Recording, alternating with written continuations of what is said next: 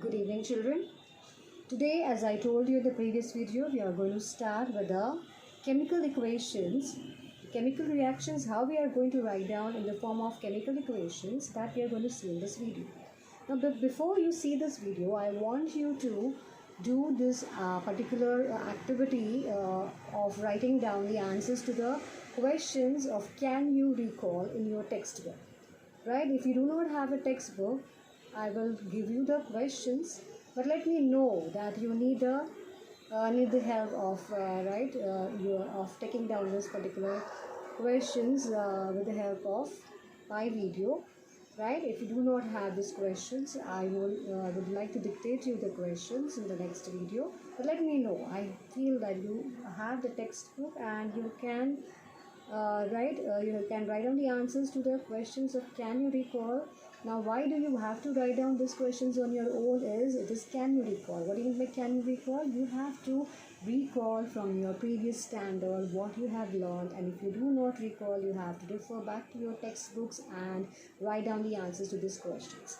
These questions, answers of these questions will help you understand today's chemical writing down of chemical equations, right? And therefore I want you to do that homework or that activity first of writing down the answers to the questions of can you recall. Once you complete those answers, once you find out what are the answers to those questions with the help of your previous standard textbook, right, which will help you give you the get to those answers very well and get your basics clear to understand what is a chemical equation. Now, what is a chemical equation?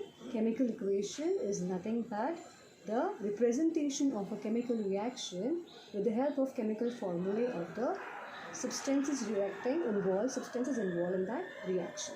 Okay, so to understand what's chemical equation, I will just tell you what are the substances which are involved in the chemical reactions. They are called as reactants.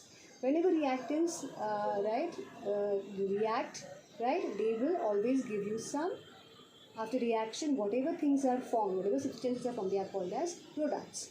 Now, these reactants and products in the chemical equation, we separate them with the help of an arrow.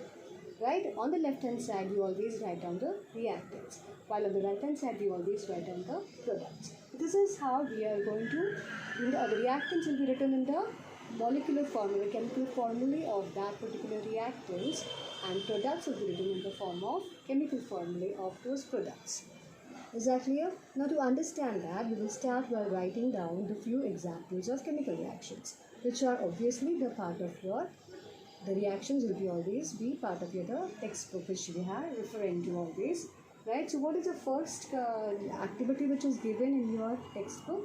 The first activity is taking a spoonful of calcium carbonate powder, that is called as also limestone powder, in an evaporating dish and heating it strongly under a very strong, by a strong blue flame. Now, when you are taking that limestone powder, what is that limestone powder in an evaporating dish you are taking? It is nothing but the chemical formula for that limestone powder is calcium carbonate, that is CaCO3. So, when I take CuCO3 and heat it, now heating is represented by a small triangle which is called delta above the arrow, right? So, when you are heating calcium carbonate powder, it gets broken up or decomposed into two different compounds which are called as the products of that reaction. So, those products, two components, they are separated by a plus sign. So, two products are formed and we show those two products formed by writing down on the right hand side of the arrow, that is the products formed, and two products are represented by showing a plus sign between them, that is calcium oxide and carbon dioxide. So, calcium carbonate, when heated strongly in a very strong blue flame, what you get is calcium oxide product and carbon dioxide gas. So, calcium oxide molecular formula CaO and carbon dioxide, so plus CO2 I have written, and you can see I have put an upward arrow. Upward arrow represents it's a gas.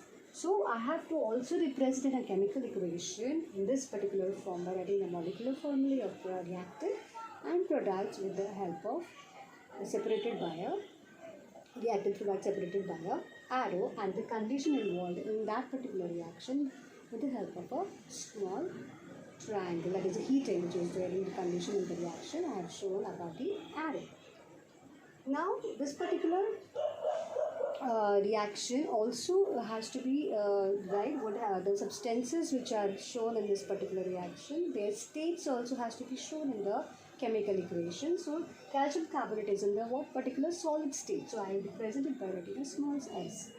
Then calcium oxide, which is formed in the solid state. So again by a small s. But carbon dioxide is a gas which is already shown by an upward arrow. So I need not show again the state of the carbon dioxide gas by writing G. If you write down, it's not at all wrong, right? You can also write it G like that. But already I have shown there's no need of it.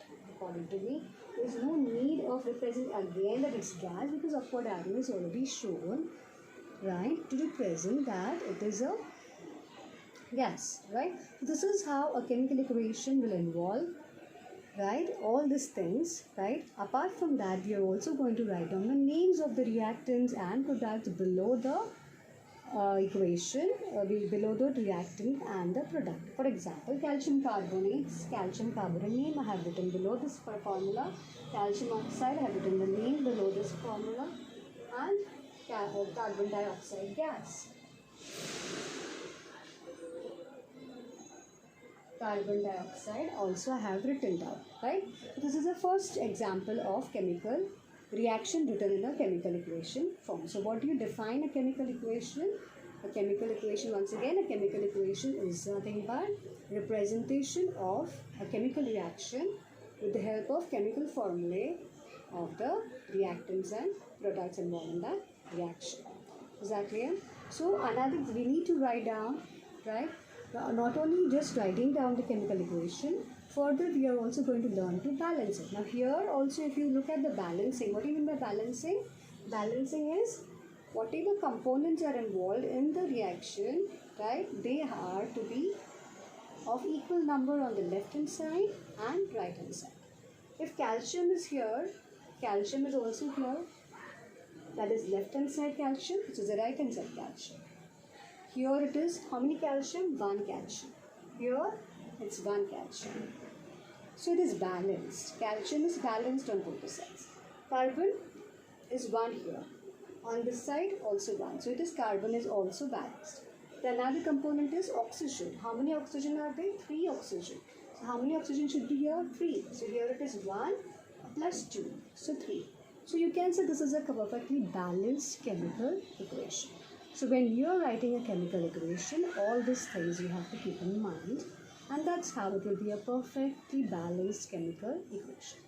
Is that clear? So another example of chemical equation we have, that is adding zinc dust to copper sulfate solution. When you add a spoon of zinc dust to copper sulfate solution, right, what happens, right? So we write down, we represent it by writing the chemical equation form, that is zinc Zn plus copper sulfate CuSO4 gives you, what it will give you? Zinc sulfate. Zinc will take place of copper and form zinc sulfate solution plus copper solid, the solid state of copper solidifies plus heat is given out.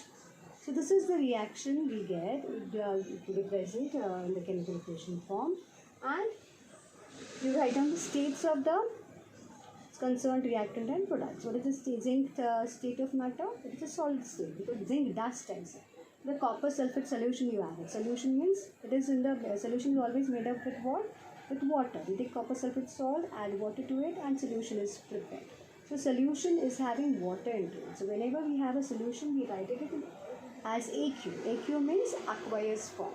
Aqueous form of the copper sulfate solution means what? Water containing solution, right? So it is going to be AQ. Similarly, zinc sulfate is aqueous form because copper, the place of copper is taken by zinc, and therefore it is in the solution form. It is AQ plus copper is in the solid form plus heat is evolved in this reaction. Heat is given out in this reaction. That means a solution will be warm. If you touch the solution in this particular place, right, how the zinc sulfate solution will be? It will warmer because the heat is released during the reaction in this particular reaction. Is that clear? So what are the names of this reactants and products? Already I said.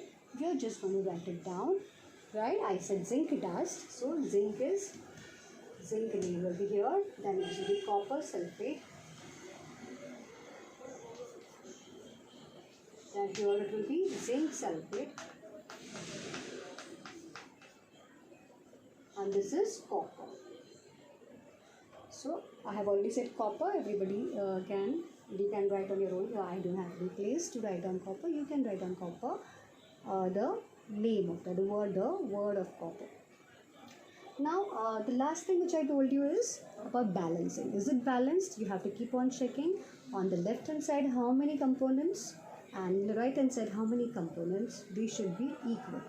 If I'm talking about the zinc as a component on the left hand side, how many zinc I'm having on the left hand side?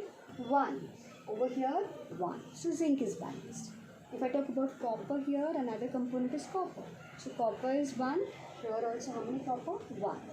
Here sulfate, SO4, if I take it as one group of sulfate group, one group sulfate group. So all the components on the left hand side and right hand side are perfectly balanced. It's a completely balanced chemical equation. So this much is required whenever you write down a chemical equation. You need to write down all the chemical formulae correctly, all the balancing should be correctly, all the state of matter should be correctly, and the names of the reactants of that should be written down correctly. An explanation which I have already said, zinc acid is added to copper sulfate solution to give you zinc sulfate solution and copper plus heat is involved. So this is explanation of the chemical equation, chemical reaction. Is that clear to you? This is how we proceed with few more reactions for practice, right? And therefore the next reaction is sodium carbonate solution when added to calcium chloride solution. What do you think you will get the product? Sodium will take place of calcium, so it will form what? It will form sodium chloride. Plus calcium will take place of sodium, so it will form calcium carbonate. Both are in the, since these are both the solutions, both are AQ, this one also will be AQ. Now since 2 Na2 is there, 2 Na is there, here 2 Cl is there. So if I put 2 over here, common for Na and Cl, so what I will get? 2 Na, 2 Na, 2 Cl, 2 Cl, balance. 2 NaCl, balance is the Na and Cl on the left hand side. Calcium is 1, calcium is 1. Carbonate group, carbonate group. This is how both the sides are balanced once again. And the names I have already spoken, so you will write it in the words, the sodium carbonate, calcium chloride, sodium chloride, calcium carbonate. You will write on your board the names of this particular reactants and products. The last reaction which I am going to show now is potassium chromate. When potassium chromate solution is added to barium sulfate solution, what product do you get? Again, barium will take place of potassium. Potassium will take place of barium. So what I will get? I will get potassium sulfate K2SO4 plus barium has gone over there, so what is forming? Barium chromate solution. Barium chromate. So both are solutions once again. So I will write down for solution what we are supposed to write down? AQ, and over here also AQ. Clear? And both are taking, they are just potassium is taking place of barium, barium is just taking place of potassium. So again, I don't think so there is any balancing required. Already it is balanced. It's a completely balanced chemical equation. But the fifth activity which is given in your textbook, so you can see these are all chemical reactions, and you know what are chemical reactions involving? They are always involving chemical change. So you have having after the activities a table given in your textbook which you are going to fill up as your homework. Right, looking at these reactions. What is the, for example, I will tell you the first fill up what you have to do in the table is they have asked you whether there's a gas formed over there, whether there's a change in color, or whether there's a heat is evolved. So in the first case, first reaction, what is released? Gas is released. So you can write down under gas released, carbon dioxide gas released. Right, and a last column they have asked you whether it's a chemical change or a physical change. So what kind of change the chemical reaction will always involve? Chemical change. So since we have written down the chemical reaction, this is a chemical change. You are going to write on the last column chemical change. Like that for each and every reaction, you are going to fill up in that table as to what is the main feature about this reaction. Here the gas is released. Over here, the next one, heat is evolved. It's again a chemical change, so accordingly. But the fifth activity which is given in your textbook is about phthalic anhydride. Now phthalic anhydride when you take in an evaporating dish and heat it, right, and cover it with a funnel, right? So I hope you have written down all these reactions. You have written down all these reactions. Can I rub it? Yes. Please write down these reactions. Copy it completely. Note down it properly in your notebook. Okay, I'll be checking it. Okay, thank you so much for noting down. Now further I want you to understand the fifth activity which they have given. The fifth activity says that in the evaporating dish you have to take phthalic anhydride, for example, here, right? And there's a burner here. So for example, like this, right? The burner is heated. The tripod stand is kept over here. On this particular wire gauze is there, and the wire gauze, evaporating dish is placed, right? On the evaporating dish, what is placed is the funnel, right? Now if this particular funnel is over here, it is blocked with the help of a cotton plug, right? Now when this particular heating is carried out, what happens is this phthalic anhydride. What is this particular chemical? It is phthalic anhydride. Now this particular chemical, phthalic anhydride, is a sublimating substance. What is a sublimating? What do you mean by sublimating substance? If you have remember in the lower standard we have learned the sublimation process. What is sublimation process? The process which involves conversion of the solid form of that substance directly into vapor form without going into the liquid form. And this is what happens in case of phthalic anhydride. When it is heated, what happens is it starts evaporating directly into vapor's form, right? And it starts, right, and gets collected inside itself since it is blocked with the help of a cotton plug, right? And after some time, after the entire phthalic anhydride is evaporated, you stop heating, right? Put off the burner.